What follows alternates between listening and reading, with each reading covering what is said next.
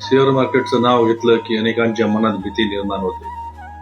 हे जुगार आहे, तिथे पैसे बुडतात, ते फक्त श्रीमंतासाठी आहे, या गैरसमजुतीमुळे कित्येक जण सुरुवातीला थांबतात. खरं सांगायचं तर शेअर मार्केट धोकादायक नसतं, अज्ञान धोकादायक असतं. लोक पटकन श्रीमंत होण्याच्या आशेने येतात आणि संयम न ठेवल्यामुळे पटकन निराश होतात. गुंतवणूक म्हणजे अंदाज नाही, ती शिस्त, अभ्यास आणि दीर्घकालीन विचार आहे. आज जो बाजार घसरणीत आहे तोच उद्या संधी देतो, पण फक्त शांत राहणाऱ्यांना. भावनेवर घेतलेले निर्णय पैसा कमी करतात आणि आत्मविश्वासही.